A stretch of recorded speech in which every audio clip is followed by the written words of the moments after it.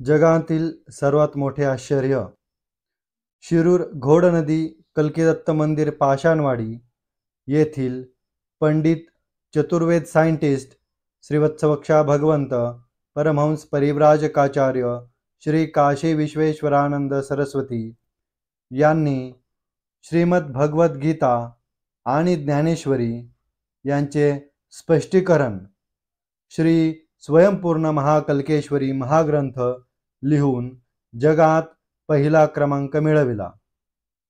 तपशील: श्रीमद भगवद गीता 700 श्लोक, ज्ञानेश्वरी 9013 श्लोक, तर श्री स्वयंपूर्ण महाकल्केश्वरी 1,85,000 म्हणजे जवळजवळ 2 लाख श्लोकांचे महाकाव्य लिहिले आहे. 2 भाग प्रसिद्ध झाले असून पुढील भाग प्रसिद्ध आर्थिक मदत आल्यावर होतील. यांची वेदांवरील प्रवचने आणि भगवान कल्किदत्तात्रेय अभंग आणि शिरूरच्या अमृत गवळणी यूट्यूबवर पहा.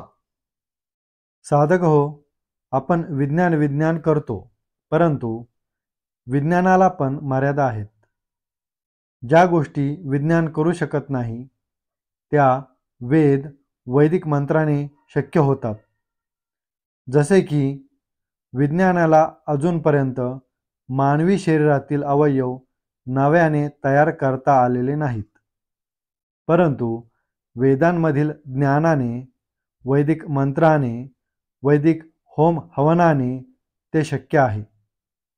आपले महाराज पंडित चतुर्वेद सायंटिस्ट श्रीवत्सवक्षा भगवंत परमहंस परिव्राजकाचार्य श्री काशी विश्वेश्वरानंद सरस्वती यांनी लाखो भाविकांना याचा स्वानुभव दिला आहे. त्यांच्या आध्यात्मिक हॉस्पिटलच्या माध्यमातून वेदमंत्र, रक्तगट व वैदिक होम हवन पद्धतीने अनेकांच्या शरीरात नव्याने अवयव तयार झालेले आहेत. तसेच ज्या महारोगांसमोर विज्ञान हतबल झाले अशा महाभयंकर कॅन्सर, कुष्ठरोग, कोरोना इत्यादी महारोगांवर वैदिक संशोधन पद्धतीने उपचार करून 100% बरे केले आहेत. त्यामुळे वेदांचा जय व विज्ञानाचा पराजय झालेला आहे. चला तर मग महाराजांच्या अमृतवाणीत ऐकूया वेदांवरील प्रवचने, विषय कल्किदत्त अवतार कार्य आणि नवीन शरीर बनविणे. ओम वक्रतुंड महाकाय सूर्यकोटि समप्रभ निर्विघ्नं कुरु मे देव सर्वकार्येषु सर्वदा. ओम शांताकारं भुजगशयनं पद्मनाभं सुरेशं ओम विश्वाधारं गगनसदृशं मेघवर्णं शुभांगनं ओम लक्ष्मीकान्तं कमलनयनं योगध्यानगम्यं वन्दे विष्णु भवभयहरं सर्वलोकैकनाथं. ओम शांती. हिंदू सनातन विश्व हिंदू धर्माचा एकच देव परमेश्वर श्रीवत्सवक्षा भगवंत, साधू संत ऋषी मुनी सर्व जगातल्या प्रत्येकाने हा मंत्र म्हणणे आवश्यक आहे. ओम सहस शीर्षा पुरुषा सहस्राक्षा सहस्रपात स भूर्मि विश्वतो दशांगुलम वासुदेवे भगवसत्तमृते स्थिते स्वयंभू महाकल्किकले कालमृत प्रपातु परमात्मा धर्मवन कृतावतारा वासुदेव चतुर्थे स्थिते. परमेश्वराचं वास्तव्य जे आहे ते सर्वसाधारणपणे प्रत्येकाने आपल्या कल्पनेप्रमाणे देव मानलेला आहे, आणि जो तो कल्पनेप्रमाणे कल्पांती देव पाहतो तसं नाही. हा जो परमात्मा आहे हा 7 जे देव आहेत, लोक आहेत, भू भुवा स्वा महाजन तपम सत्यम, याच्याही पलीकडे 8व्या स्थानी राहतो परमधामामध्ये. ते परमधामात राहणार हा जो परमात्मा आहे, परमधाम हे स्वयंप्रकाशित आहे. त्याला कोणी प्रकाशित करीत नाही किंवा प्रकाश करण्याकरता काहीच कारण नाही.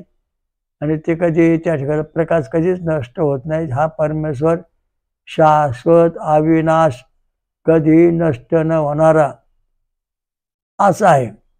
हे साती जग संपूर्ण जग संपलं, आनंदाने शांत झाला, कुठं काही नाही राहिलं तरी परमेश्वर आहेच. जर समजा आपण उद्या जवारीचे बी जाळून टाकलं आणि प्यारा जवारी राग प्यारला उगवणार आहे का? अजिबात नाही. तेव्हा परमेश्वराला तुम्ही जाळून टाकताय म्हणजे नष्ट करताय. त्यामुळं तुम्हाला देवच राहिला नाही. कारण का? परत उत्पत्ती कशी काय होणार? आणि याच्यामध्ये वैशिष्ट्य असे की जगातल्या सर्व साधू ऋषी मुनी संतांनी रोज ओम सहस्रशीर्षा सहस्राक्षा सहस्रपाद भूर्मिषोर्तय दशांगुलम ही प्रार्थना म्हटली पाहिजे प्रत्येकाने, जगातल्या माणसाने. तेव्हा तुमच्या शरीराचे सगळे अवयव जसे तसे कार्य करतात. आता हा जो दशांगुलम आहे ना, याची एक रहस्यमय कथा अशी आहे.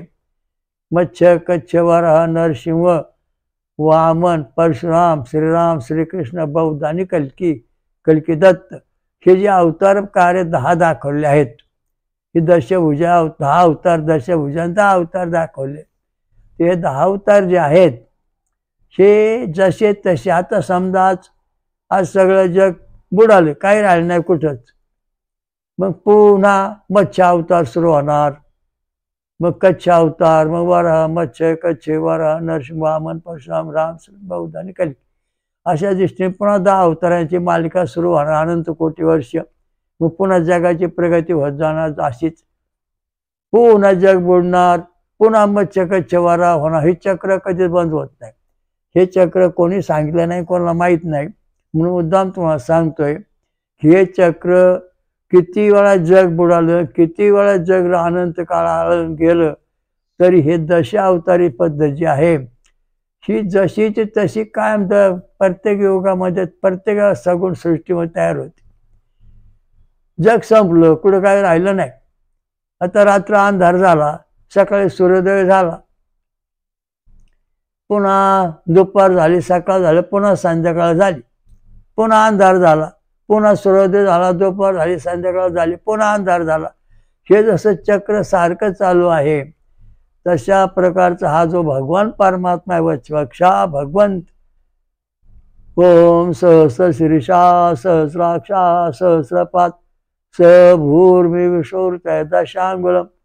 आणि याच्यापासून मग 10 अवतार प्रकट होतात. हा 10 अवतार घेतो आणि मग त्याप्रमाणे जगसृष्टी क्रमक्रमाने पुन्हा मत्स्यसृष्टी, कच्चसृष्टी, वराहसृष्टी, नरसिंहसृष्टी, मत्स्य वामन सृष्टी, मग कच्छ वराह नरसिंह वामन, मग परशुराम सृष्टी, श्रीराम सृष्टी, मग श्रीकृष्ण सृष्टी, मग बौद्ध सृष्टी, मग कल्की दत्त सृष्टी. अशा दृष्टीने सगळे क्रमवार सृष्टी चालू राहते. असा आरंभ नाही, मध्य नाही, शेवट नाही.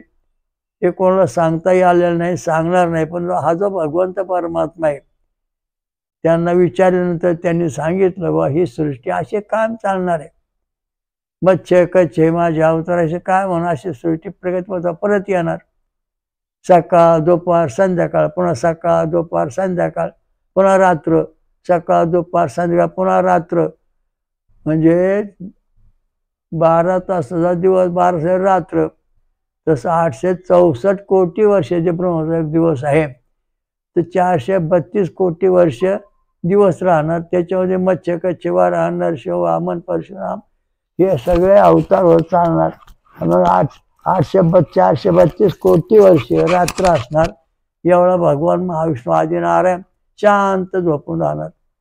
पूर्ण सृष्टी यांच्यापासून हे जो क्रम आहे म्हणजे हा जो परमेश्वर हा शाश्वत परमेश्वर आहे. उगाच वाकड्या तिकडे गप्पा मारू नका. आणि जर तुम्हाला पाहायचं असेल तर तुम्ही फळं खा, दूध प्या, 12 वर्ष साधना करा आणि मग तुम्ही ह्या देवाची भेट घेऊ शकता. गांजा दारू घेऊन भेट घेऊ शकत नाहीत, आपो खाऊन भेट घेऊ शकत नाहीत. भूतियान मार्गाने भेट होत नाही, पितृयान मार्गाने भेट होत नाही, देवयान मार्गाने या परमेश्वराची भेट होते. आणि हा परमेश्वर भेटल्याशिवाय मनाला सुख, समाधान, शांती मिळत नाही.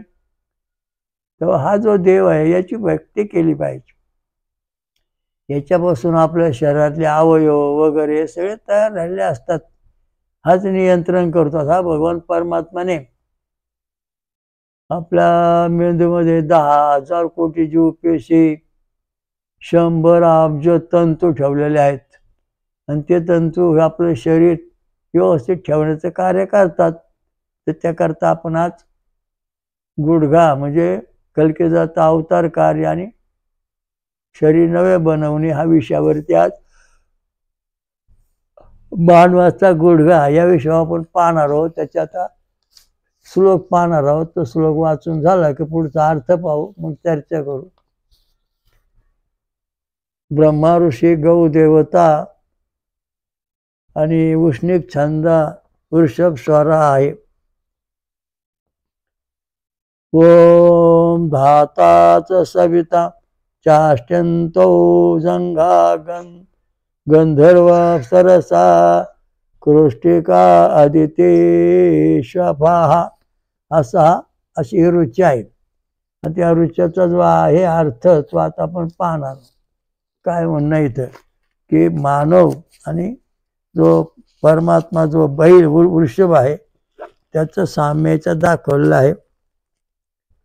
हे वृषभाचे गुडघे, जंघा, खूर आणि खुराग्र अनुक्रमे धातू, सवितृ, गंधर्व, अप्सरा आणि आदिती स्वरूप आहेत. तर याच्यामध्ये हे देवाचे जे आपले जे नख बिख आहेत हे सगळे या ठिकाणी त्याने सांगितले. गुडघे, जंघा, खूर म्हणजे नख आपली, आणि नखाग्र म्हणजे नखाचं टोक, अनुक्रमे धातृ सवितृ गुडघ्याचे देवता, जंघाचा देव गंधर्व, खुराचा देव अप्सरा आणि आदिती स्वरूप आहेत. आदिती म्हणजे देवांची माता, ही कधी नष्ट होत नाही अशा दृष्टीने या ठिकाणी रूपक सांगितलेलं आहे. आणि उष्णिक छंद सांगितला, वृषभ स्वर सांगितलेला आहे. म्हणजे आता या ठिकाणी आपल्या जो गुडघे आहेत तो आपल्या शरीर मेंदूमध्ये 1000 अब्ज तंतू आहेत. तर हे तंतू आपल्या पाठीच्या मणक्यामध्ये 100 अब्ज तंतू पाठीच्या मणक्यामध्ये आहेत. मग हे मणक्यातून हातातून कसे काय जातात, कुठं किती असतात. आता याचे 4 विभाग करायचे. 4 बघा, 25 + 100 म्हणजे 2500 कोटी तंतू उजव्या हातात, 2500 तंतू डाव्या हातात, आणि 2500 तंतू उजव्या पायात, 2500 कोटी तंतू डाव्या पायात. एवढे कार्य करतात. आता याचे तंतू किती काम करणार. आता आपले गुडघे आहेत, हाताचे कोपरे आहेत, हे नका, हे समजा सांधे आहेत सगळे, ते हे बरोबर कार्य चालतं का, हाच मागचा मुद्दा या ठिकाणी. तर हा मुद्दा आता पाहणार आहे आपण की हे जे खुर देवदेवता आहेत या ठिकाणी काम करतात का, त्यांचा आपल्याला स्वरूप फायदा मिळतो का. गुडघा, जंघा आणि नखा अग्रण, खूर, नखाचं टोक म्हणजे ही सगळी जे पेरे बेरे आहेत आपल्या हाताची, पायाची, गुडघ्याची, बोटाची जी आहे सगळी, तर सगळ्या ठिकाणी याला गुडघे म्हटलेलं आहे. गुडघे म्हणजे सांधे. गुडघे म्हणजे सर्व अवयवांचे सांधे, पाठीच्या मणक्याचे सांधे, हे सगळे शरीरातले सांधे, गुडघ्यातले, पाठीतले सगळे सांधे आले, भोवयाचे, कपाळाचे सगळे सांधे आले. ज्या ज्या ठिकाणी हाडं जोडल्यात त्या ठिकाणचे सगळे सांधे या ठिकाणी आलेले आहेत. तर आपण आता आपल्या गुडघ्यामध्ये 2500 कोटी तंतूचं कार्य चालू आहे. मग हे कार्य बरोबर आहे का, चुकीचं आहे, याला पुरावा आपल्याकडे काय, गप्पा मारल्या आपण. इतकं सूक्ष्म शास्त्र संवेद नव्हतं बा. आता तुम्हाला समजा एखादा महारोग झाला असेल, त्याच्या पायाच्या पोटला किंवा आपण गुडघ्याला जर सुई टोचली तर त्याला टोचत नाही, मग त्याला महारोग झाला असं सिद्ध होत. त्याची त्वचा बधीर झाली, गुडघे बधीर झाले, मग यात इथं गुडघ्यावर सुई ठेवली टोचली की समजायला महारोग नाही. महारोगाची लक्षणं ओळखण्याचे लक्षणं म्हणजे कुष्ठरोगाची लक्षणं, सुई टोचायची, त्या त्वचेवर सुई टोचली की तुम्हाला सुई टोचली की टोचत नाही. जेव्हा ते टोचत नाही किंवा संवेदना होत नाही त्यावेळेला तिथले जे मज्जातंतू आहेत, म्हणजे जे 2500 कोटी तंतू हे बरोबर सगळे बधीर झालेले आहेत किंवा काम करेनासे झालेले आहेत. त्यामुळं या ठिकाणी सुई टोचत नाही. आणि जर सुई टोचली संवेदना झाल्या तर समजायचं आपल्याला महारोग नाही. मग हे गुडघ्याला सुई टोचली आणि संवेदना झाली की गुडघ्याचं कार्य व्यवस्थित चालू आहे. पण जेव्हा गुडघ्याला आपण सुई टोचू किंवा एखाद्या सांध्याला सुई टोचू त्यावेळेला सुई टोचत नाही, म्हणजे तिथलं सगळं कार्यक्रम बंद झाला. आणि याचा महत्त्वाचा मुद्दा इतका असा महत्त्वाचा आहे की आपले जे सांधे आहेत, हाडं, त्या हाडातून पेशी तयार होतात, प्लेटनेस चपट्या पेशी तयार होतात, लालढऱ्या पेशी. तर हे महत्त्वाचा मुद्दा या ठिकाणी आहे. मग आता सांध्याला जर समजा सुई लावली ती टोचली तर आपल्या सांध्यामधून, हाताच्या सांध्यातून, गुडघ्या सगळ्या सांध्यातून लढणाऱ्या तांबड्या, पांढऱ्या आणि लढणाऱ्या पेशी व्यवस्थित हाडातून तयार होतात. म्हणून हाडातून पेशी तयार होत असल्यामुळे प्रयोगशाळेत तयार करता येत नाहीत. म्हणून ही हाडं जी आहेत ही सुद्धा मजबूत असली पाहिजेत. मग आता हाडं जे आहे ते हाडामधून याच्यातले जे तंतू आहेत हे हाडातून येतात, गुडघ्यात येतात. म्हणजे गुडघ्याच्या हाडामध्ये हे तंतू 2500 कोटी आहे, यांची विभागणी होऊन चालते. काही शिरेतून, काही याच्यातून, काही याच्यातून वाहतात. मग हे तंतू जे आहेत आपल्या गुडघ्यामध्ये आलेले सांध्यामध्ये, ते तंतू जर समजा बधीर झाले, काम नाही करीत झाले म्हणजे मग आपल्याला नको तेवढे रोग होणार, संवेदना होणार नाहीत. हा महत्त्वाचा मुद्दा आहे. सुई टोचून पाहायचं म्हणजे समजायचं आपल्या गुडघ्याचा सांधा जो आहे किंवा आपल्या कोपराला सांधा आहे, बोटाचे सांधे आहेत, सुई टोचून पाहायचे. या ठिकाणी मज्जातंतू म्हणजे हे जे तंतू आहेत प्रत्येकाला विभागणी झालेली. हातामध्ये 2500 कोटी, पायामध्ये 2500 कोटी आलेले आहेत. ह्या सांध्यातून 2500 कोटी कोपऱ्यातून वाहतात, गुडघ्यातून वाहतात. मग त्या ठिकाणी सुई टोचली, संवेदना आल्या म्हणजे या ठिकाणी आपल्या शरीरातल्या पेशी व्यवस्थित तयार होतात. कारण हे जे तंतू आहेत ही व्यवस्थित काम करतात. संवेदना वाहक नलिका आहे, संवेदना वाहक जे आहेत ते व्यवस्थित काम करतात, बधीरपणा आला नाही. त्यामुळं आपलं शरीर व्यवस्थित आहे. मग याच्याकरता आपण हा घेतला तर या ठिकाणी हे किती टक्के काम करतात हे पाहायचे. या ठिकाणी वृषभ म्हणजे व्होल्टेज नंबर 2 म्हणजे उष्णिक छंद आणि वृषभ स्वरा असं याचं. वृषभ स्वर म्हणजे कठीण स्वर, वृषभ स्वर म्हणजे बैलच्या समोर होंबरतो, होम होम करतो म्हणजे धक्के देतो. तसेच आपल्या शरीरामध्ये हा जो स्वर आहे वृषभ स्वर, आणि तो मग ह्या छंदामधून तो धक्के देऊन पुढे सरकत चालतो, पुढे सरकत सगळं चालतो, रक्तवाहिनी व्यवस्थित चालतात, प्राणवायू चालतो, आपण सगळ्या गोष्टी चालतात व्यवस्थित. म्हणून राहते केसापेक्षा ते बारीक शिरेतून हे सगळं वाहत. आणि हे तंतू किती काम करतात, किती तुटले, किती बरोबर आहे याचं आता आपण गणित पाहणार आहोत. व्होल्टेज नंबर 2 जर समजा 10 mm आला असेल तर तुमच्या शरीरातले म्हणजे गुडघ्यातले जे मज्जातंतू आहेत, म्हणजे तंतू आहेत ते 2500 कोटी व्यवस्थित काम करतात, त्यांच्यामध्ये काही बिघाड झालेला नाही. आणि जर समजा 6 mm आला, जर तुमच्या गुडघ्यातलं तंतू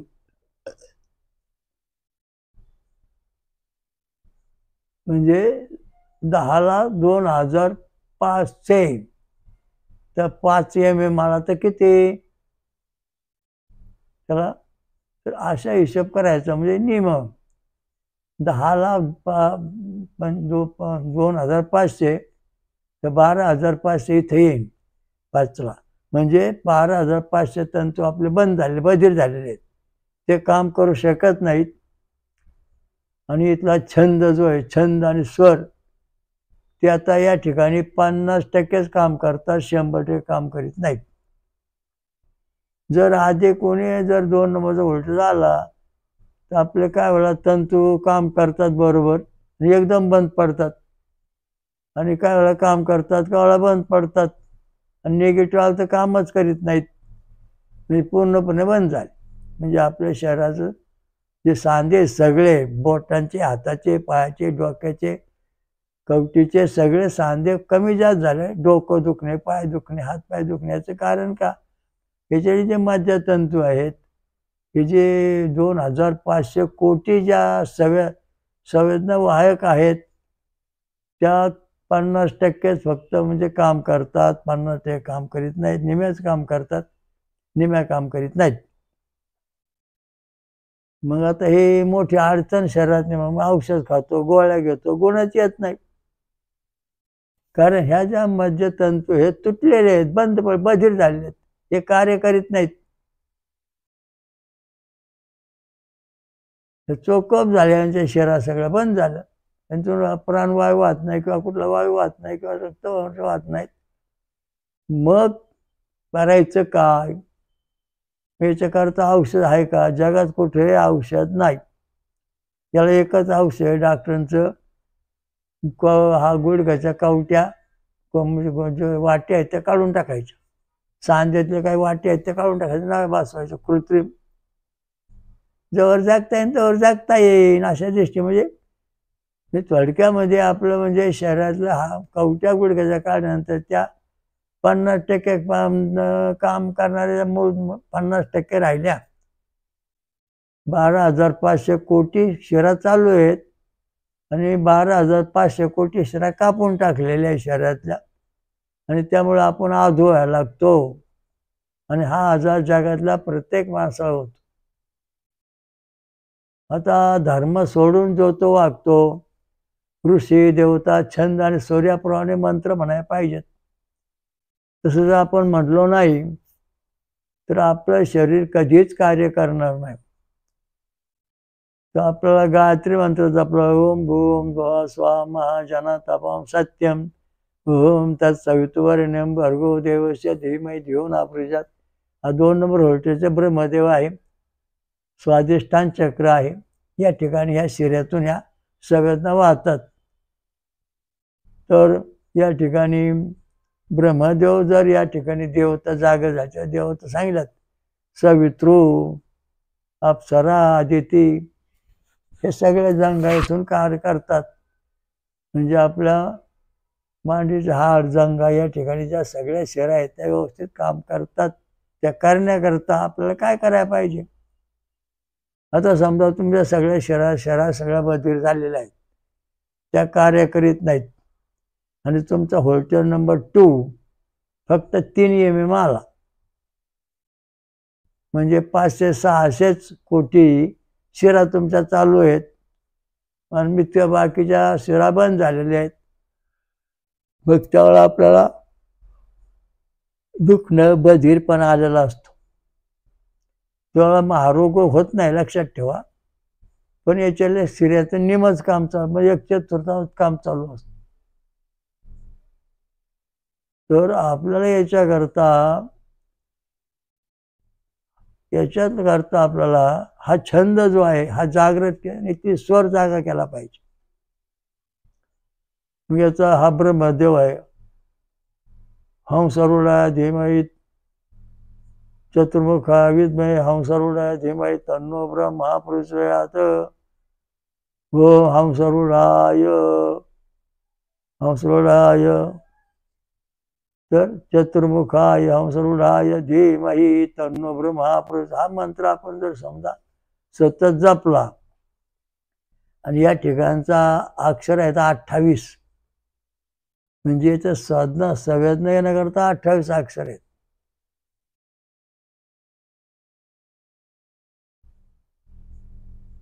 अठ्ठावीस चौक 72.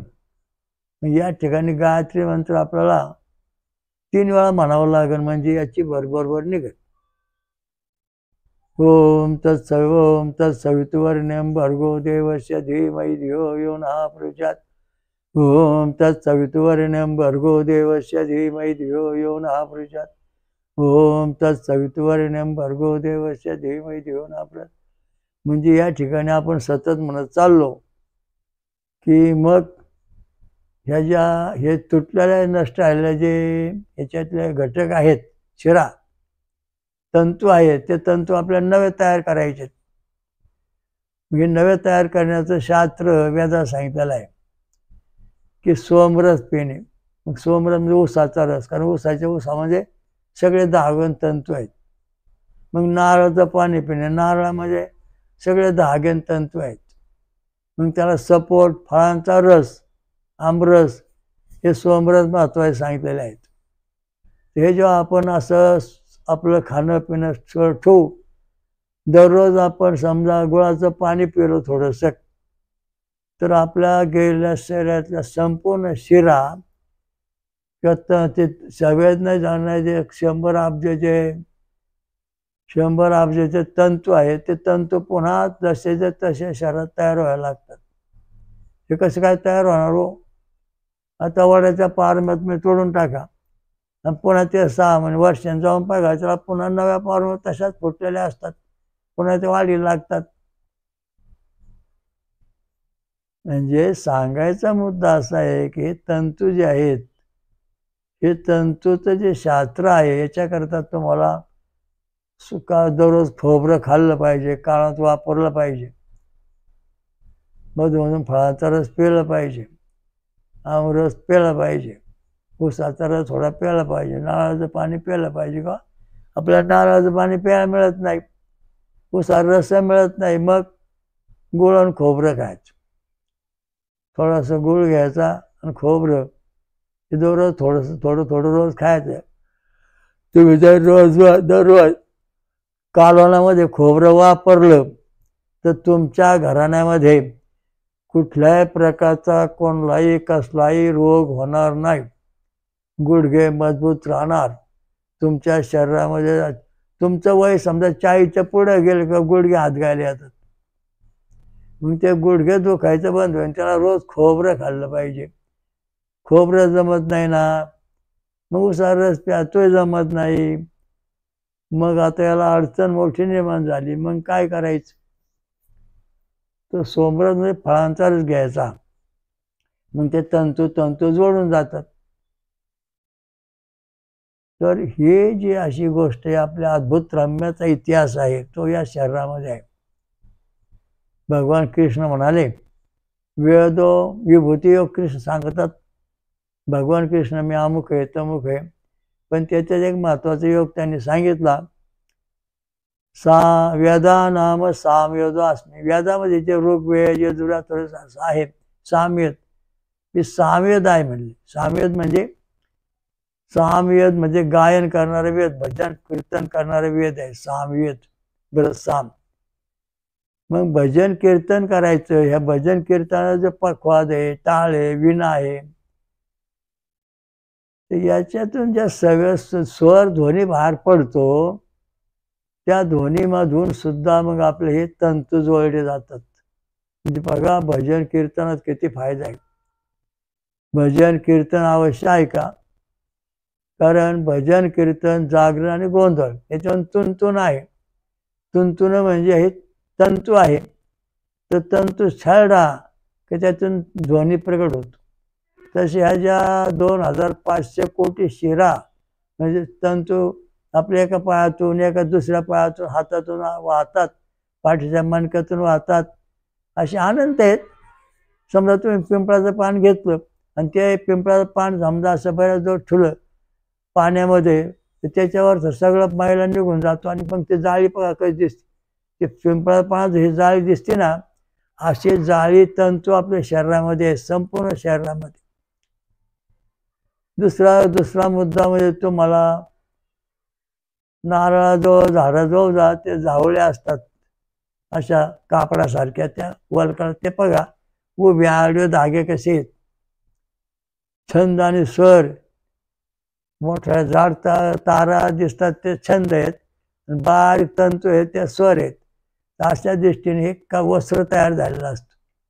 तसं हे कवच आपल्या शरीरामध्ये प्रत्येक ठिकाणी, पेशीमध्ये, सर्व ठिकाणी आहे. हे भगवंताने सर्वात मोठं आश्चर्य करून ठेवलेलं आहे. इकडं आपण पाहिलं पाहिजे तेव्हा भगवान कृष्णाच्या अवतार कार्य आहे. वेदा नाम सामवेद अस्मि, वेदामध्ये मी सामवेद आहे, भजन कीर्तन गायन याच्यामधून का सांगितलं. ब्रसाम ही त्यांची विभूती आहे, गायचे छंद ही भगवंताची विभूती आहे. म्हणजे छंद आणि षड स्वर याच्यातून शरीरामध्ये हे सगळं जीवन भगवंताने गायचे छंद षड स्वर ही माझी विभूती सांगितली. गायचे छंद सांगला, गायचे छंद. आता पिंपळाचं पान घ्या, पाण्यात टाका, भिजू घाला, काही सणीवर काढा, की तुम्हाला त्याच्यावर ते पृष्ठ सगळा भाग निघून जाईल. मग तुम्हाला त्याच्यामध्ये जाळी दिसेल मध जशी पिंपळाच्या पानामध्ये. तर हे पंथ ही सगळा छंद आहे. पिंपळाच्या पानात काय आहे, छंद. आता कळलं आपल्याला पिंपळाच्या पानात काय आहे. हे सगळ्या धागे दोरे जे आहेत ना वाकडे, ते छंद आहे. मग आता ह्या पिंपळाच्या पानाचा छंद आहे. मग हे पुढचं दुसरं पान घ्या, हिरवं पान घ्या, तो याच्याने छंद काय दिसत नाही. पण याच्यावर जे पान आलं हिरवा रंगाला, गुलाबी रंगाला, पिवळा झाला, मग तर हिरवा रंग आलेला आहे आणि पूर्णपणे त्याच्यावर लगदा तयार होऊन पान तयार झालेलं आहे. हा स्वर आहे. या स्वराने छंदाने मिळून हे पान तयार केलं पिंपळाचं. तशा प्रकारच्या आपल्या ज्या सगळं गुडघे अवयव जे आहेत हे छंद आणि स्वराने तयार होतात. म्हणजे आता बघा, सुरुवातीला आपण विचार केला की हे जे आहे पान, या पान येताना आधी छंद आणि स्वर एकाच वेळ बाहेर पडतात आणि मग ते पान वाढत वाढत जसं छंद आणि स्वर वाढत चालतात तसं पान मोठं होतं आणि पुन्हा त्याच्यावर मुलामा येतो. मुलामानंतर पान आपलं हिरवगार, गुलाबी हिरवगार दिसतो. तशा प्रकारचं आपले त्वचा, शरीर हे सगळं याच्यावर आधारलेलं आहे, छंदावर, छंद आणि स्वर. आणि तेच नेमकं आपण सोडलेलं आहे. त्यामुळं आपलं कधी शरीर वाकडं तिकडं वाढतंय, मोठं होतंय आणि आहार सोडलेला आहे. त्यामुळं आपल्या शरीराला आजार वाढले जगामध्ये. का, पूर्वी ऋषीमुनी होते, त्यांचा काळ वैदिक काळ होता. त्यावेळेला प्रत्येक राजे आश्रय असायचा, यज्ञ चालायचे, यज्ञामधून ध्वनी बाहेर पडायचे, त्या ध्वनीमधून स्वर छंद बाहेर पडायचे. मग आपल्या शरीरातल्या ज्या छंद आणि स्वराचा आपल्याला फायदा व्हायचा आणि मग आपलं शरीर मजबूत बनायचं त्या साधू संतांचं. तसं आता साधू संत ध्वनी नाही, गायत्री मंत्र आहे, कुठेतरी मंत्र जपतात.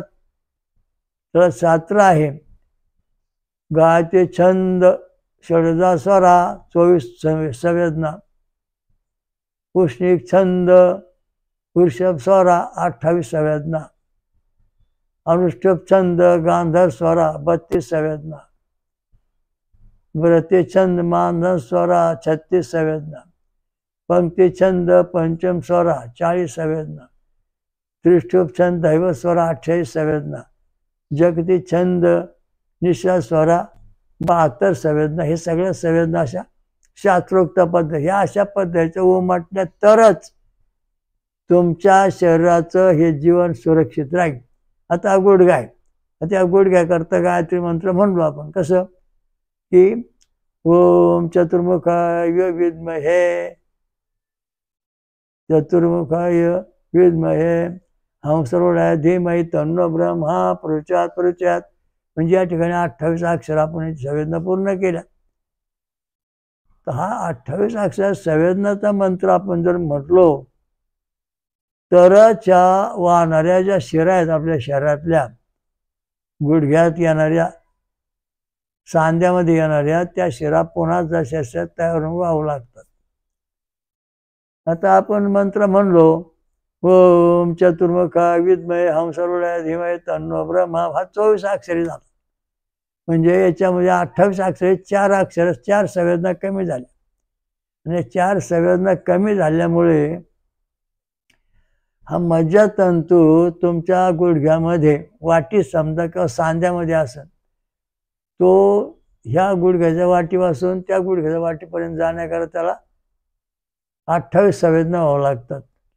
आणि मग तो निम्याच वाटीमध्ये संवेदना झाल्या बा, खालच्या 1/4 म्हणजे खालची 1/4 वाटीमध्ये संवेदना पोहोचल्याच नाहीत, ती वाटी कुजली, तो गुडघ्याची ती वाटी कुजली, म्हणजे तो भाग कुजला, हाडं कुजली, पाठीला मणका कुजला, हात कुजले, हाताच्या पायाची बोटं कुजली.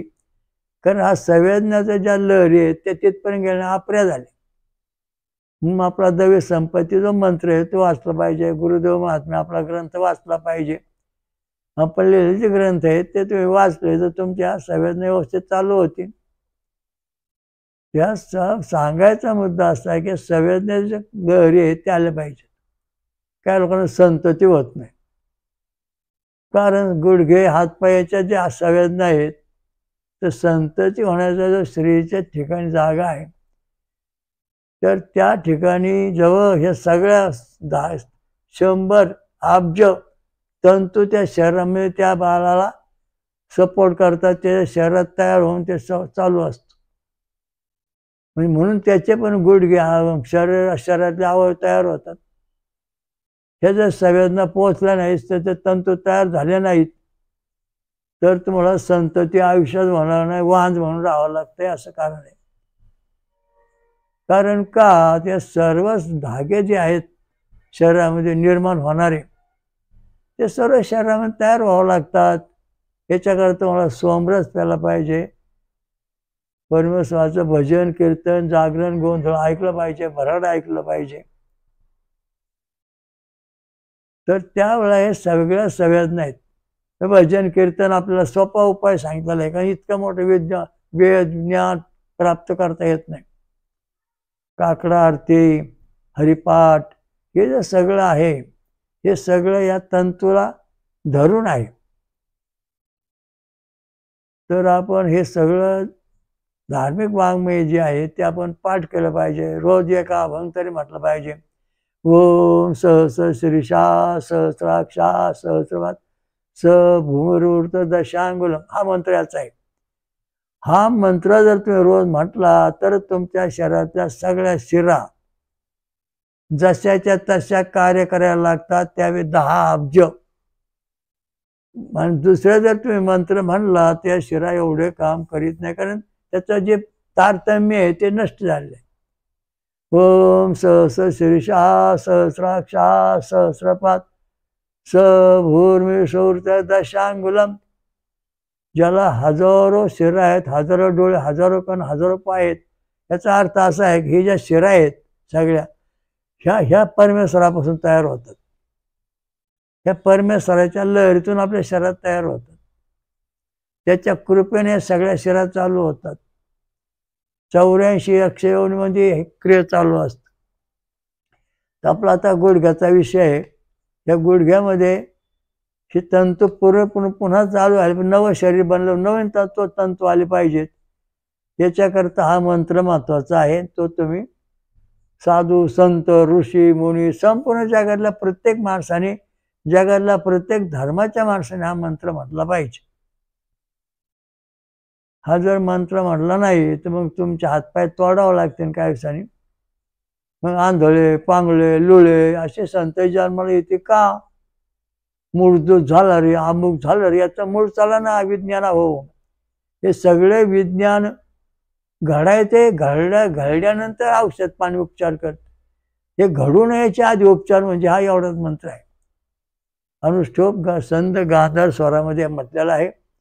ओम सहस्र शीर्षा पुरुषा सहस्राक्षा सहस्रपात स भूर्मिशूर्त दशांगुलम. का सांगतो तर तुमचा हा मंत्र पाठ झाला पाहिजे. तुम्हाला हा मंत्र पाहिजे असेल ना तर सत्यनारायणच्या पोथीमध्ये मिळेल, तिथं वाचा. तिथं ते हा मंत्राचा सगळे विधी, सगळे 16 कलम दिलेले आहेत आणि त्याच्यावरती पूजा अर्थ सांगितलेले आहेत. ते तुम्ही अवश्य वाचा.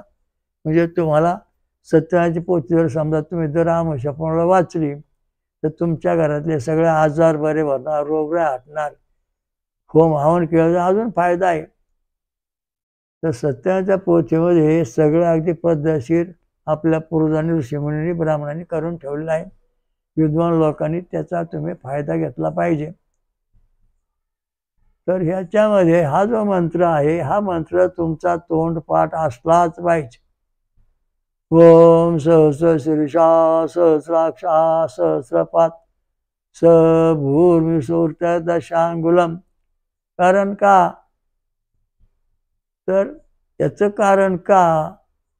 तर आंबा जो असतो त्या आंब्याची कोय असते, ते लावल्यानंतर त्या आंब्याचं झाड तयार होऊन त्याला आंब्याची कैरी, आंबा पिकतो, त्याला तो रस निघतो. तशा प्रकारचा आपल्या शरीराच्या 10,000 कोटी जो पेशी आहेत मेंदूमध्ये, त्या पेशींचं पोषण करणारा हा एवढा एकच देव आहे. बाकीचा कुठल्या देव याचं पोषण करू शकत नाही आणि करणार पण नाही. हे सगळे भाकरी तुकडे आहेत आणि सगळं अख्खी भाकर म्हणजे हा देव आहे. ओम सहस्र शीर्षा पुरुष परमेश्वर जो आहे त्याचं आपण ध्यान केलं पाहिजे. वच्चवक्षा भगवंत हा तो परमात्मा आहे, त्याचं सतत ध्यान केलं. मानव सगुणात जरी रूपाचा कोणी अवतार आला तर या अवतारामध्ये या सगळ्या पेशी घेऊन येतो नाही. काय कार्य करतं, काय नाही करीत. प्रत्येक जीवाला, प्रत्येक देवाला, प्रत्येक शिवाला 84 लक्ष मुलीला, झाडं, पशु, पक्षी यांच्यामध्ये या सगळ्या तंतू जे आहेत ते जसे तशी तयार होतात. हा परमेश्वराच्या कृपेशिवाय पान हलत नाही आणि त्याची कृपा झाल्याशिवाय आपलं दुखणं, आजार बरा होत नाही. म्हणून पुरुष सूक्त वेदामधलं घ्या, वाचा, त्याचा अभिषेक करीत चला, रोज वाचन करा. परमेश्वर संपूर्ण प्राप्ती आपला नावाचा इथं ग्रंथ आहे, तो घ्या, त्याचा अभ्यास करा. म्हणजे तुम्हाला ही सगळी शक्ती प्राप्त होईल. तशी होणार नाही. किती इंजेक्शन द्या, किती औषधं करा, काही होणार नाही. डॉक्टर सर सांगतोय आता आमचा इलाज कुठला, तुम्ही तुमचं बघून घ्या, देवधर्म करा. आणि मग आधीच सांगायचं आम्हाला देवधर्म बी करा आणि औषध बी घ्या, म्हणजे लवकर झटपट आपण नीट होऊ. म्हणजे डॉक्टर शास्त्र आहे त्याचा उपयोग करा तुम्ही आणि देवधर्म करा, दोन्ही गोष्टी करा. आता कसा करा देवधर्म? हे सगळे तंतू आपल्या शरीरात आले की याला पुरावा काय? याला पुरावा आहे ना. अकारश ब्रह्मा उकारश विष्णू मकारश रुद्रार्धमात्राश प्रकाशानाधा. म्हणजे ये विरक्तगट गणपती, ओ रक्तगट विष्णू सुदर्शन चक्र, ये रक्तगट शिवलिंग, बी रक्तगट सूर्याग्नी चक्र. आणि हे आपल्या शरीरामध्ये जन्मापूर्वी, जन्म आल्यावर, जन्म शरीर सोडलं पण आहे. म्हणून ह्या जो मूळ परमेश्वर आहे, त्या मुख्य जो परमेश्वर आहे वच्चवक्षा भगवान सहस्र शीर्षा पुरुषा, याच्यापासून या 4 विभूती निर्माण झालेल्या आहेत, 4 देव प्रकट झालेले आहेत आणि त्या शक्त्या आपल्या शरीरामध्ये आहेत. मग हे भक्ती केल्यानंतर आपलं हे जसं तसं ज्ञान प्राप्त होत, फरक अजिबात काय होत नाही. म्हणून आपण रक्तगटाप्रमाणे वेद मंत्र म्हटले पाहिजेत. म्हणजे गणपती ये रक्तगटाला गणपतीचा मंत्र, ओला विष्णूचा मंत्र, याला शंकराचा मंत्र, बीला सूर्याग्नीची मंत्र. म्हणजे कोणता मंत्र? गायत्री मंत्र. गायत्री मंत्र जपायचा म्हणजे त्याचे जे काही अक्षर लहरी आहे ते एकमेकांना सांभाळून घेऊन त्याचं गणित बरोबर करतात आणि त्यामुळे आपल्याला यश येतं, त्यामुळे शक्ती मिळते, प्राप्त होते. भिण्याचं काही कारण नाही. ते सतत आपण केलं पाहिजे आणि हे जर केलं नाही तर व्यवस्थित होत नाही. आता काय लोकांना संतती होत नाही, काय लोकांना मुलं जन्मात त्यांना गुडघेच नाहीत, कायला हातपायच नाहीत. म्हणजे याचं कारण काय? कायला डोळ्याचं नाहीत, कायांच्या कुडमुडे, कायला बरगड्याचं नाहीत, कायला फासळ्याचं नाहीत. काय अवयवच नाहीत, काय एक वाकडे तिकडे अवयव आलेले आहेत. का तर आपण धर्माप्रमाणे नियम निष्ठा करीत नाही. धर्माप्रमाणे छंद आणि स्वर, ऋषी देवता छंद आणि स्वर हे मंत्र म्हणले पाहिजेत. आता उदाहरणार्थ आपण गणपती अथर्वशीर्ष घेऊ. गणक ऋषी, गणपती देवता, निश्चित गायचे छंद, पुढं षडजा स्वर सांगितलेला नाही. हे जरी आपण म्हटलो तर आपल्या शरीरा म्हणजे 100 अब्ज ज्या तंतू आहेत, या ठिकाणी फक्त 75 अब्जच आपल्या शरीरामध्ये तंतू काम करतात. कारण पुढचा स्वर म्हटलं नाही ना, स्वर न म्हटलं 25% जाऊन कमी झाले. तसं तर आपण रामरक्षा घेऊ. बुधकौशिक ऋषी, सीतारामचंद्र देवता, अनुष्ठुप छंदा, याला हे 75% इथं पुढं गांधार स्वर सांगितलं नाही. त्यामुळे हे जरी आपण पाठ केलं तर 75%च आपल्याला फक्त शरीरामध्ये धागे तंतू आलेले पुढे जात नाहीत, म्हणजे आपण चुकतो. पण याच्याकरता आपलं याच्यापेक्षा आपल्याला रक्तगड म्हणून मंत्र म्हणलो तर 100% आपल्याकडे ते येऊ शकतं. ये बीचे गणपती म्हणजे गणेश शक्ती जी आपल्याकडे, ती संपूर्णपणे ह्या मूळ जो परमेश्वर आहे त्याची सगळी शक्ती आपल्या ये बी रक्तगड जशी तशी पाठवतो. नंतर वो रक्तगड विष्णू शक्ती सुदर्शन चक्र आहे. तर ह्या मूळ परमेश्वर जो आहे त्याचे जे 100 अब्ज तंतू आहे ते तंतू आपल्या शरीरात जसे तसे तयार करतो. वो रक्तगट, ये रक्तगट आहे, त्याचं शिवलिंग आहे. त्याचे शिवलिंग आपल्या शरीरामध्ये जसाचे तसं 100 अब्ज तंतू तयार करतात. आणि बी रक्तगटात सूर्यदेव आहे. हा सूर्यदेव आपल्या शरीरामध्ये ते चिन्ह आहे. त्यामुळं आपल्या शरीरात सूर्यदेव आपल्या रक्तगटाप्रमाणे आपल्या शरीरामध्ये 100 अब्ज जे तंतू आहे ते जसे तसे प्रगट होतात, म्हणजे ते नष्ट होत नाही. म्हणून रक्तगटाला अत्यंत महत्त्व आहे. विश्वक्रांतीचा रक्तगट आहे. नवे ज्ञान आहे आणि संशोधन आहे. 1960 सालापासून आपण हे संशोधन करून आतापर्यंत कोट्यावधी लोकांना या तत्वाचा अभ्यास करायला सांगितलेला आहे. त्याप्रमाणे ज्यांनी अभ्यास केला त्यांचं सुरक्षितपणा आहे, आयुष्य वाढलेलं आहे. एका ठिकाणी डॉक्टरांनी सांगितलं, भविष्य सांगितलं का भविष्यकाळ तुमचं आयुष्य म्हणे 50 वर्षाचं आहे, जेव्हा जगणार नाही. तेव्हा मी म्हटलं तुमचं आयुष्य 100 वर्षाचं होईल, तुमचं ECG काढून दाखवा. तेव्हा त्याचा 2 नंबरचा व्होल्टेज जो होता तो 5 mm होता, म्हणजे 50 वर्ष जगत होता. पण जेव्हा त्याने रक्तगटावर मंत्र म्हणला तो 10 mm झाला आणि तो 100 वर्षापेक्षा जास्त जगला आतापर्यंत. म्हणजे याचं कारण असं आहे की आपल्या शरीराचे व्होल्टेज आहेत ते व्यवस्थित पाहिजेत. जे फाउंडेशन आहे कार्डिओग्रामचं ते सरळ पाहिजे. वाकडे तिकडं काहीतरी खाणं, काहीतरी जगणं, वाकड्या तिकडं उड्या मारणं, याच्याकरता आपली जी संस्था आहे हिबिक ट्रस्ट, इथे संशोधन चालू आहे आणि त्या संशोधनाप्रमाणे हे सगळे उपचार करतो आपण. आता तुम्ही ECG काढून आणला की आम्ही तुमच्या पहिली टक्केवारी कार्डिओग्राम तपासणार. मग तुमच्या शरीरामध्ये किती 100 जे तंतू आहे त्याच्यावर किती तंतू काम करतात.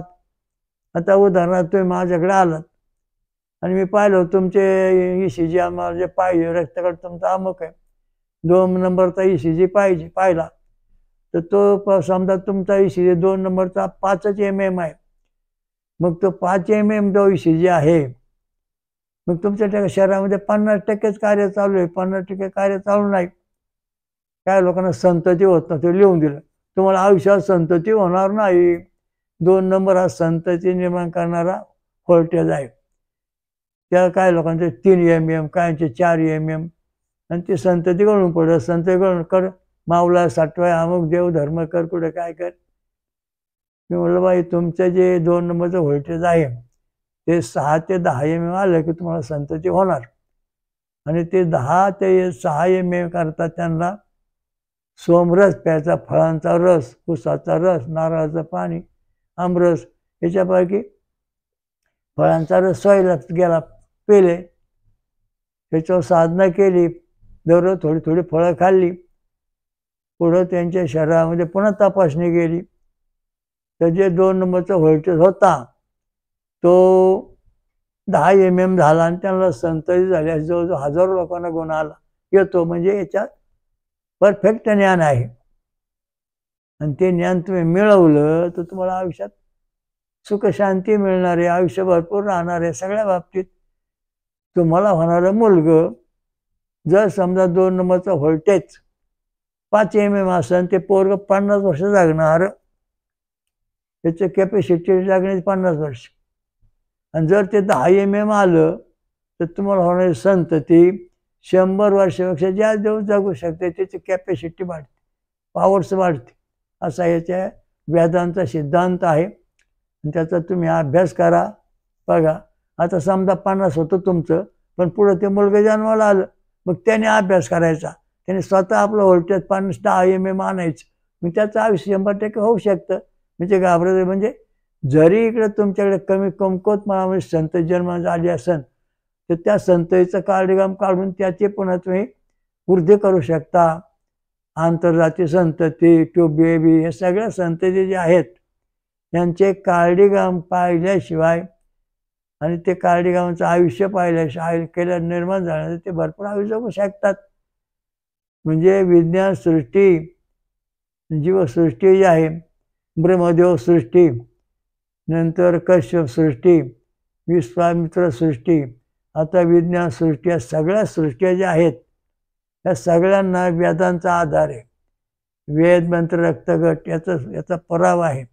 म्हणून ऋषी देवता छंद आणि स्वर असे मंत्र वाचा आणि मग अभ्यास करा, म्हणजे तुम्हाला सुख शांती मिळेल. ओम स्वयंभू ईश्वराजा श्री अमृत मंथनेश्वर कल्पिदत्त महाराज की जय. स्वयंभू महापंचसागरेश्वरी महादुर्गा अनुसया माता की जय. तुलसी अनुसया माता की जय. ऋषि देवदेवता की जय. साधु संतन की जय. धर्म की जय. वेदों की जय. हरिओम दत्त. ओम शांति शांति. साधक हो श्री वत्सवक्षा भगवंत परमहंस परिव्राजकाचार्य श्री काशी विश्वेश्वरानंद सरस्वती महाराजांची ही वेदांवरील प्रवचने अमूल्य असून भौतिक, दैविक व आध्यात्मिक प्रगतीसाठी अत्यंत महत्त्वपूर्ण आहेत. त्यामुळे हे जास्तीत जास्त शेअर करा, लाईक करा आणि सबस्क्राईब करा. हरिओम दत्त.